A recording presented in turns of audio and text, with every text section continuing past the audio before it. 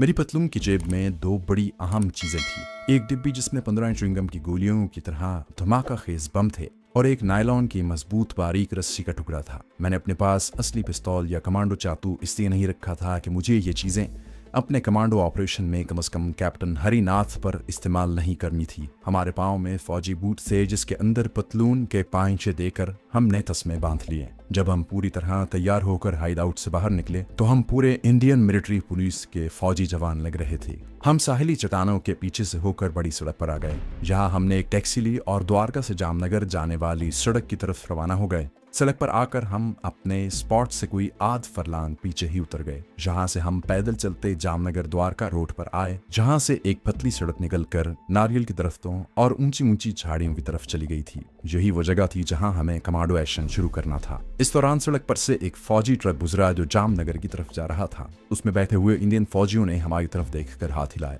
हमने भी हाथ हिलाकर जवाब दिया। वो हमें इंडियन मिलिट्री पुलिस के जवान समझ रहे थे। फौजी ट्रक के ड्राइवर ने एमपी के दो जवानों यानी हमें देखकर ट्रक रोकना चाहा था, मगर मैंने इशारा कर दिया कि गुजर जाओ। वो यही समझे थे कि हम चेकिंग के लिए खड़े हैं। उसी वक्त दिन की रोशनी कम होना शुरू हो गई थी। मैं चाहता था कि कैप्टन हरिनाथ की जीप को अगर आना है तो वो शाम का अंधेरा होने से पहले पहले आ जाए। अंधेरा हो जाने पर जीप की हेडलाइट्स रोशन होंगी और उनकी रोशनी में फौजी जीप की दूर से पहचान मुश्किल होगी। हम सड़क की एक जानिब खड़े थे। करीम भाई खामोश था और थोड़ी थोड़ी देर बाद मेरी तरफ देख लेता था। हमारी नजरें जामनगर को जाती सड़क पर लगी थी।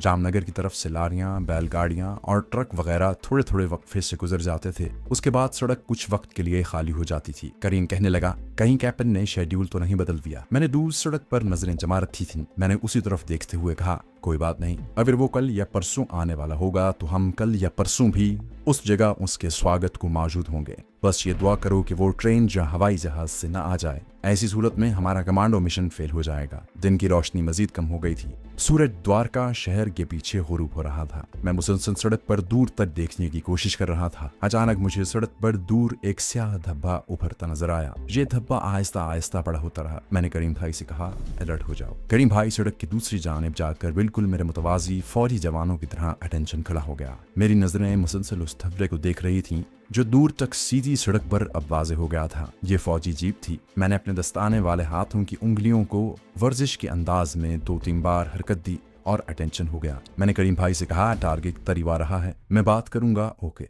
करीम भाई ने ओके का जवाब दिया और खामोश हो गया। फौजी जीप में ड्राइविंग सीट पर बैठा हुआ मुझे एक फौजी अफसर और पीछे वाली सीट पर बैठा हुआ दूसरा फौजी अफसर साफ नजर आया। मैं जल्दी से सड़क के दरमियान में आ गया और ट्रैफिक सार्जेंट की तरह बायां हाथ ऊपर उठाकर दाएं हाथ से छोटी सड़क की तरफ इशारा कर दिया। फौजी जीप सड़क से उतरकर उस जगह खड़ी हो गई जहां से छोटी सड़क बड़ी सड़क से निकलकर नारियल के झुंडों और ऊंची झाड़ियों की तरफ जाती थी। ड्राइविंग सीट पर इंडियन फौज के कैप्टन की हरी वर्दी में मलबूस एक दरमियाने तटकाट का आदमी बैठा था। उसने अंग्रेजी में चिल्लाकर पूछा, क्या बात है जवान? मैं को एक मार्च करता जीप के पास आ गया। एड़ियां जोड़कर बड़े जोर से कैप्टन को सैल्यूट किया। करीम भाई भी मेरे पीछे पीछे इसी तरह कवायद करता आया और उसने भी जोर से सैल्यूट किया। मैंने कहा, सर मुझे द्वारका गैरिजन के ऑफिसर कमांडिंग साहब ने आपको लेने के लिए भेजा है। कैप्टन ने बेजारी से कहा, मैं कैप्टन हरिनाथ हूँ, मगर इधर तुम जंगलियों ने हमें किस लिए रोका है? मैंने एक बार फिर एड़ियां जोड़कर सैल्यूट मारा और कहा, सर आगे सड़क पर समंदर की बाढ़ का पानी आ गया है, सड़क डूब गई है, मैं आपको गाइड करूंगा सर,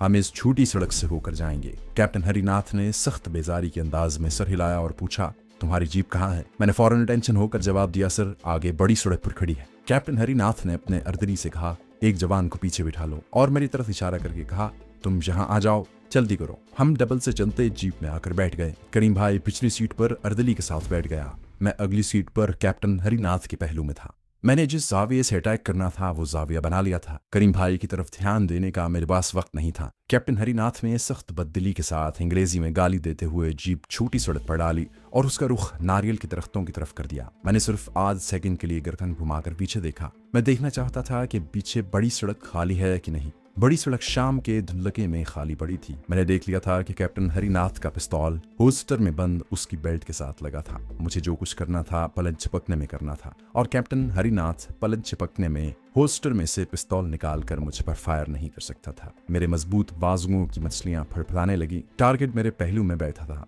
सोचने का वक्त गुजर चुका था, अब एक्शन का वक्त था। एक बिजली को अचानक चमकना था और कैप्टन हरिनाथ पर कहर बनकर टूटना था। जैसे ही कैप्टन हरिनाथ ने जीप को छूटी सड़क पर बाएं जानिब मोड़ा, एक खामोश बिजली चमकी और कैप्टन हरिनाथ की गर्दन मेरे फौलादी बाजू के शिकंजे में थी। गर्दन को शिकंजे में लेने और जबरदस्त झटके से गर्दन के मनके तोड़ देने का अमल एक ही था। मुझे गर्दन की हड्डी के टूटने की बड़ी हल्की सी आवाज सुनाई थी। जीप बेकाबू होकर झाड़ियों में घुस गई। मैंने पलट कर पीछे देखा।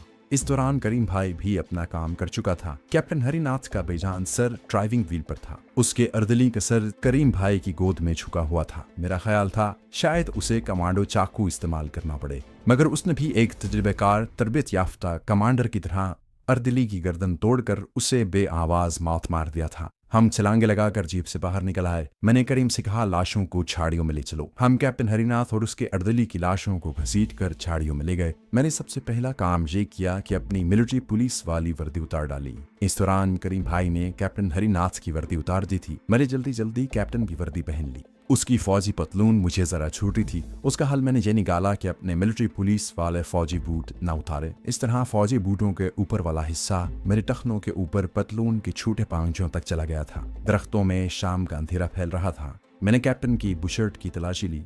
एक बटवा निकाला, उसमें उसकी पासबुक और आईडी कार्ड था। मैंने खुदा का शुक्र अदा किया। आईडी कार्ड पर उसकी तस्वीर नहीं थी, कुछ इंडियन करेंसी थी। हिंदी में लिखा लिफाफे समेत एक खत था जिसको पढ़ने की मुझे फुर्सत नहीं थी। जब मैं पूरा कैप्टन हरिनाथ बन गया तो मैंने अपनी पहली वर्दी की जेब में से च्युइंगम धमाका खेज बमों की डिब्बी निकालकर पतलून की पिछली जेब में संभाल कर रखी और करीम भाई से कहा, इन लाशों और जीप का इस जगह रहना ठीक नहीं, सिवा लोग इन्हें देख सकते हैं। करीम भाई ने एक तरफ अंधेरे में देखते हुए कहा, इन्हें लेकर उधर चलते हैं, वहां एक जगह है। हमने दोनों लाशों को जीप की पिछली सीट पर डाला और जीप स्टार्ट करके उस तरफ झाड़ियों में चले जिधर करीम भाई ने चलने को कहा था। कुछ दूर चलने के बाद झाड़ियां खत्म हो गईं और शाम के बढ़ते हुए अंधेरे में एक तालाब सा आ गया जिसकी सतह पर चौड़े चौड़े पत्तों वाली बेलें फैली हुई थी। करीम भाई ने वहीं जीप रुकवाई और कहा, ये दलदली तालाब है, इसमें फेंकी हुई लाशों की हड्डियां भी कयामत तक बाहर नहीं आ सकती। हमने कैप्टन हरिनाथ और उसके अर्दली की लाशों को दलदली तालाब में फेंक दिया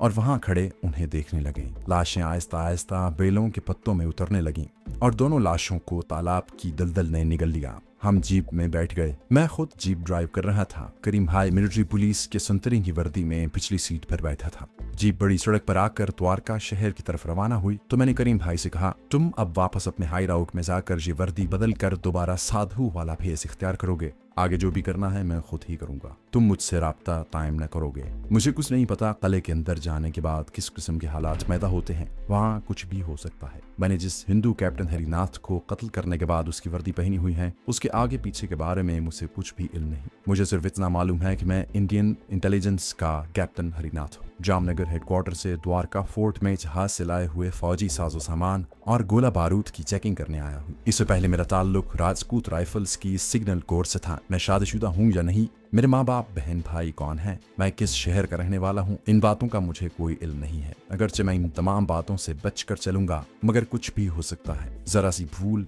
मेरा फांडा फोड़ सकती है, इसलिए तुम मेरी फिक्र न करना। अगर मैं अपने मिशन में कामयाब हो गया और जिंदा रहा तो तुम्हें तुम्हारे हाइड आउट में आकर मिलूंगा। अगर मर गया तो फिर अगले जहान खुदा के दरबार में मुलाकात होगी। मैं जानबूझकर जीप आहिस्ता आहिस्ता चला रहा था ताकि द्वारका के फौजी अड्डे पर उस वक्त पहुंचूं जब रात का अंधेरा हो गया हो। मैं साथ साथ करीम भाई से बातें भी करता जा रहा था। मैंने कहा, ऐसा भी हो सकता है कि द्वारका फोर्ट में जो फौजी यूनिट है उसमें किसी सिपाही या अफसर ने असली कैप्टन हरिनाथ को देख रखा हो। ऐसी सूरत में बहुत मुमकिन है कि मैं किले में दाखिल होने की थोड़ी देर बाद ही गिरफ्तार कर लिया जाऊं। मेरा जुर्म सिर्फ यही नहीं होगा कि मैं भारतीय फौज की जासूसी करने आया था, बल्कि मुझ पर इंडियन फौज के एक अफसर का कत्ल भी साबित हो जाएगा, खा उस अफसर की लाश मिले या न मिले। मैं जानता हूँ मुझे शदीद टॉर्चर के अजियतनाक मरहलों से गुजरना पड़ेगा। मैं उनकी टॉर्चर से नहीं डरता। टॉर्चर तो मैं जब तक बर्दाश्त कर सका तुम लोगों का नाम जबान पर लाए बगैर बर्दाश्त कर लूंगा। जब बर्दाश्त न कर सका तो अपनी जान अपने मालिक के हवाले कर दूंगा। लेकिन इस बात का अफसोस अपने साथ लेकर जाऊंगा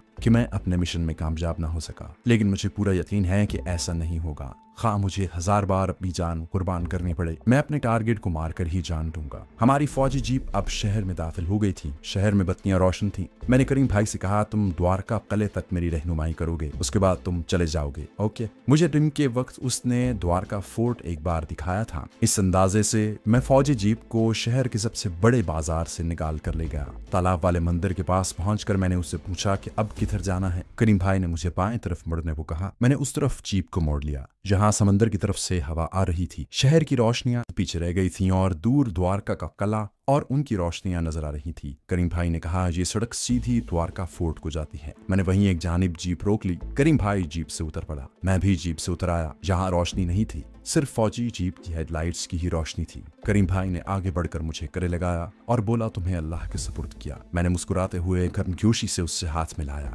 करीम भाई एक कदम पीछे हट गया। उसने एड़ियां जोड़कर मुझे सलूट किया। मैंने भी उसी तरह उसके फौजी सलूट का जवाब दिया। जीप में बैठा और उसे तेजी से निकाल कर आगे ले गया। द्वारका किले की रोशनियां तरीबा रही थी। मेरे लिए एक नए ड्रामे की स्टेज पर पर्दा उठने वाला था। मुझे इस ड्रामे में अपने नए किरदार को इस तरह निभाना था कि मेरा किरदार असली मालूम हो। ड्रामा देखने वालों को एक लम्हे के लिए भी शक न पड़े कि मैं अदाकारी कर रहा हूँ। ड्रामा नकली था, मेरा किरदार नकली था, मगर स्टेज असली था। ड्रामा देखने वाले असली थे। अगर जरा सी भी भूल चूक हो जाती तो देखने वाले मुझे जिंदा नहीं छोड़ेंगे। फिर मेरी मौत मेरे मिशन की मौत यकीनी थी। जीप द्वारका के किले की ओर करीब हो गई थी। किले की पुरानी दीवार और बड़े गेट पर लगी हुई रोशनियां अब साफ नजर आने लगी थी। मैंने कलमा शरीफ पढ़कर अपने सीने पर फूंक मारी और जीप की रफ्तार तेज कर दी। चंद लम्हों के बाद मेरी फौजी जीप किले के दरवाजे पर थी। किले का पुराना दरवाजा था, सिर्फ बैरियर लगा हुआ था। दोनों जानिब मिलिट्री पुलिस के चाको चौबंद फौजी जवान खड़े थे। ऊपर वाली फ्लड लाइट की तेज रोशनी में उन्होंने जीप को देखा तो उनमें से एक फौजी जवान मार्च करता मेरी जीप के पास आया। उसने मेरी वर्दी और कांधे पर लगे हुए कप्तानी के निशान को देखकर सैल्यूट मारा। मैंने बटवे से अपना आईडी कार्ड निकालकर तेजी फौज लहजे में कहा, captain Harinath Sharma, military intelligence. फौजी जवान ने मेरे कार्ड को बिल्कुल चेक न किया, दौड़कर बैरियर उठा दिया। मेरी जीप उनके करीब से गुजरकर तले में दाखिल हुई तो दोनों ने सिर्फ एरियां बजाकर मेरी ताज़ीम की। मिलिट्री गार्ड ने अंदर क्वार्टर गार्ड वालों को फोन पर मेरी आमद की इत्तला कर दी थी। जब मेरी जीप क्वार्टर गार्ड के करीब आई, जहां रेजिमेंट के फ्लैग के साथ ही भारत का कौमी परचम लहरा रहा था और तेज रोशनियां हो रही थीं, तो दो फौजी तेज तेज कदम उठाते क्वार्टर गार्ड से निकलकर मेरी तरफ बढ़े। मैंने जीप रोक ली। उनमें से एक मेजर रैंक का और दूसरा कैप्टन रैंक का ऑफिसर था। मैं बड़े इत्मीनान के साथ जीप से उतरकर उनकी तरफ बढ़ा। मेरे ड्रामे का पहला सीन शुरू हो गया था। सिर्फ एक इंतहाई नाजुक और इंतहाई खतरनाक पर्दा हायल था कि इनमें से किसी ने असली कैप्टन हरिनाथ को देखा हुआ न हो, मगर ऐसी बात नहीं थी। हम तीनों ने एक दूसरे को सैल्यूट किया। मैंने अपना तारुफ करवाते हुए मेजर से अंग्रेजी में कहा, मैं कैप्टन हरिनाथ हूँ। मेजर और दूसरे कैप्टन ने बारी बारी मुझसे फौजी अंदाज में जोरदार मुसाफा किया और कहा कि मैं मेजर देव पटेल हूँ और ये कैप्टन शिव प्रसाद है।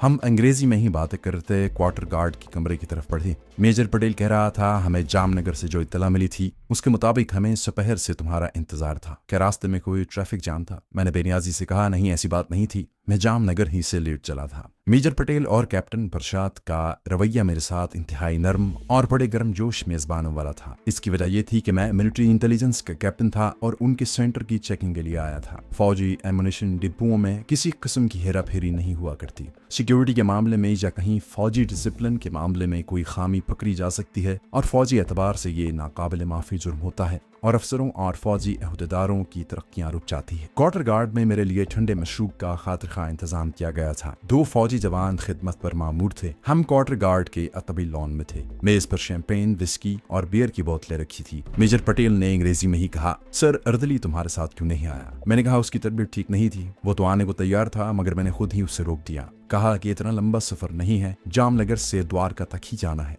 मेजर पटेल ने शराब की बोतलों वाली ट्रॉली की तरफ हाथ बढ़ाते हुए मुझसे पूछा, कैप्टन बियर या विस्की? मैंने माजरत पेश करते हुए कहा, सॉरी मेजर, मैं ड्रिंक नहीं करता। वो हंसने लगा और अंग्रेजी में ही बोला। मुझे हैरत हुई है। मैंने भी अंग्रेजी में ही मगर जरा सख्त लहजे में जवाब दिया, इसमें हैरत की कोई बात नहीं, हमारे महान नेता महात्मा गांधी जी भी ड्रिंक नहीं करते थे। मेजर पटेल शर्मिंदा सा होकर सर खुजाने लगा। फिर उसने अपने लिए और कैप्टन प्रसाद के लिए ग्लास में बर्फ और विस्की डालकर सोडा डाला और बोला, आई एम सॉरी कैप्टन, हम सिर्फ रात को थोड़ा सा शौक कर लेते हैं। मैंने उन्हें सख्त लहजे में याद दिला दिया था कि मैं यहाँ उनके जूनियर अहदेदार की हैसियत से नहीं आया, बल्कि उनकी कारकर्दगी, उनका डिसिप्लिन और वहाँ की सिक्योरिटी का जायजा लेने आया हूँ। और मेरी रिपोर्ट पर उनकी तरक्कियां रुक सकती हैं। वैसे भी मिलिट्री इंटेलिजेंस वालों से दूसरे रेजिमेंटों के अफसर लोग जरा घबराते हैं और उनके सामने मोहतात हो जाते हैं। मेरे लहजे की सख्ती को उन दोनों ने भी महसूस किया था और अब उनका रवैया खुशामदाना हो गया था। कैप्टन प्रसाद ने मेरे लिए लेमन जूस का ग्लास बनाकर मुझे पेश किया और कहा, सर आप एमुनिशन वगैरह की चेकिंग अभी करना पसंद करेंगे? मैंने कहा, ऐसी कोई जल्दी नहीं, ये काम सुबह भी हो सकता है।